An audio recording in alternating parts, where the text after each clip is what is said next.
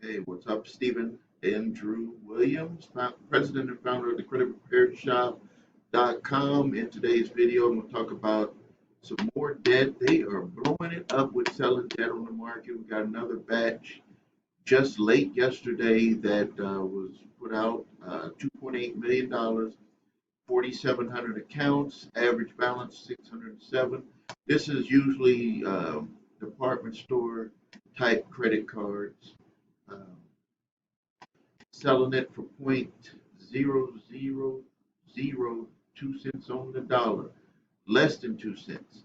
And another group, 2.8, and this is another group, 2.8 million, 3,800 accounts, average balance 739, same thing, 2 cents on the dollar, less than 2 cents on the dollar.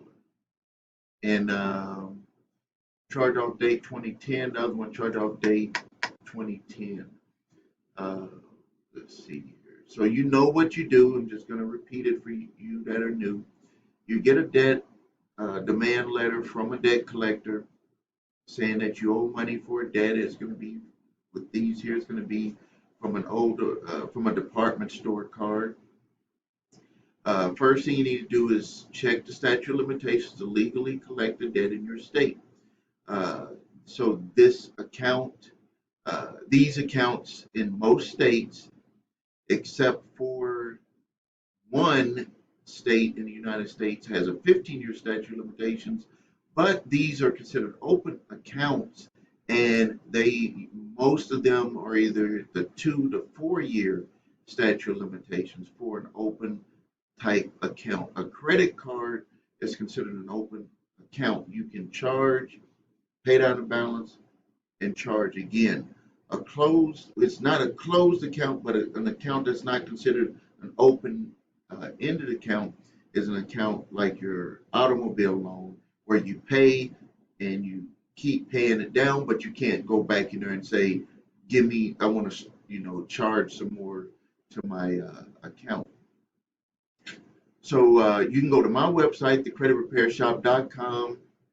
On my blog, you can type in statute of limitations, a list of all of the state statute of limitations will pop up. And if it is past statute of limitations, all you have to do is send them a letter notifying that you know that they're trying to collect a debt that is past the legal statute of limitations to be collected. And I give you that free letter. All you have to do is go below this video and you can download that free letter. And also, if the debt is not past statute of limitations, you can still not have to pay that debt by doing a full validation of the debt with the third party debt collector. They usually don't get all of the information to prove 100% that you have to pay the debt. What they try to do is to fool people into paying debts that they don't have to pay by making you pay a small payment to reset the debt, or when you make a small payment, you enter into a new contract with them, and when you didn't even have to pay them at all. So I give you that letter too.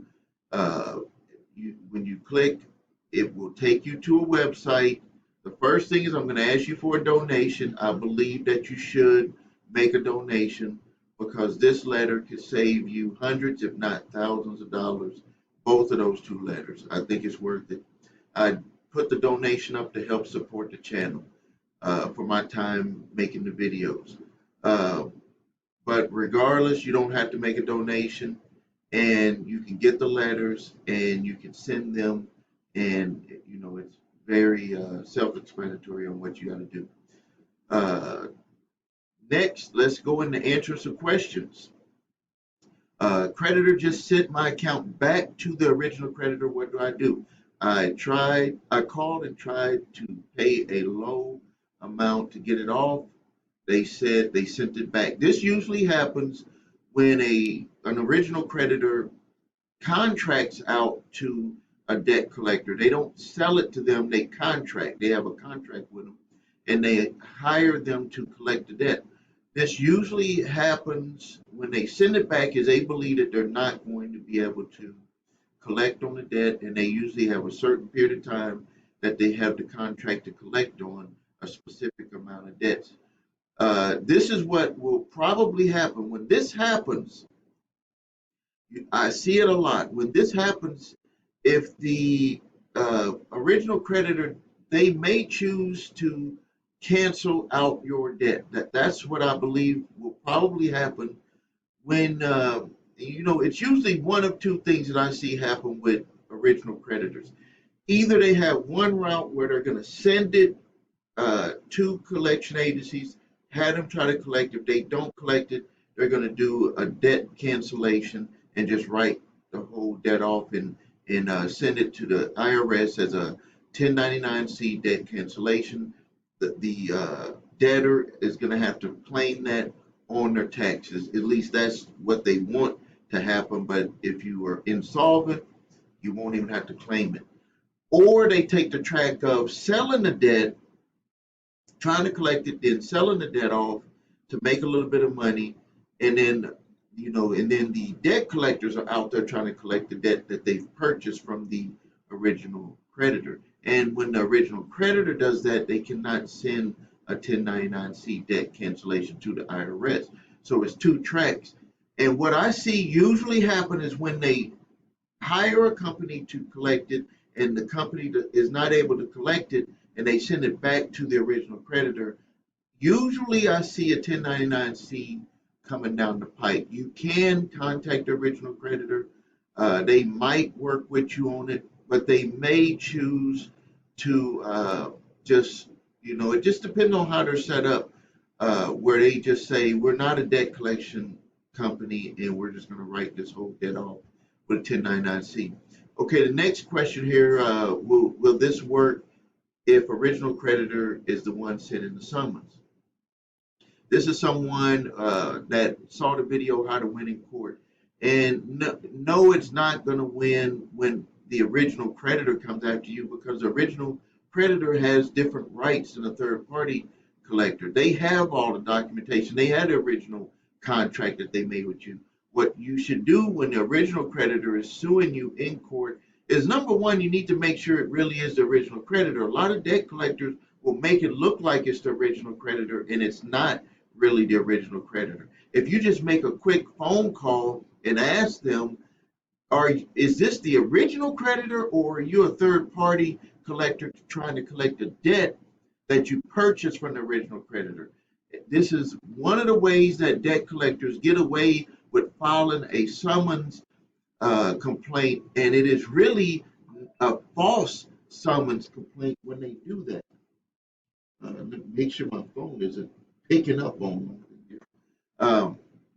So watch out for that. What I tell people to do is to make that phone call, ask the plaintiff attorney, is this for the original creditor, or did you assume it, or are you collecting it for another third party collector? Because they are not allowed to do that. They must be truthful on the summons complaint.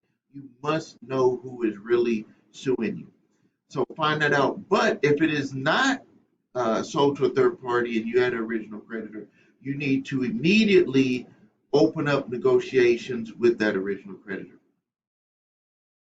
Okay, we have another one here. Once you have made a settlement agreement with the debt collector, would it hurt you to pay the debt off sooner than the payment? No, it does not hurt to pay it off sooner. That's what they want you to do. They want you to pay the money and pay it off. And also, just so you know, if you happen to be paying a debt collector for a proven debt, it does not hurt your credit once that is paid off. It's not going to hurt your credit. I don't care what anyone says here on YouTube. When you're trying to get a loan for something and you have an unresolved account, that's going to hurt you more than having a resolved account.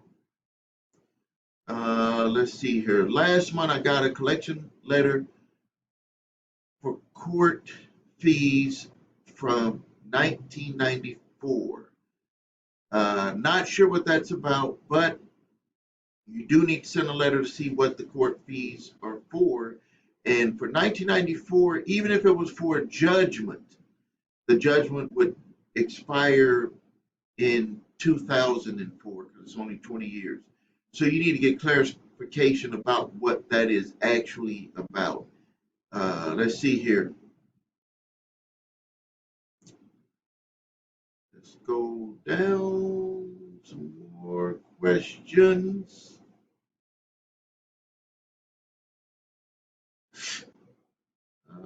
Let's see here.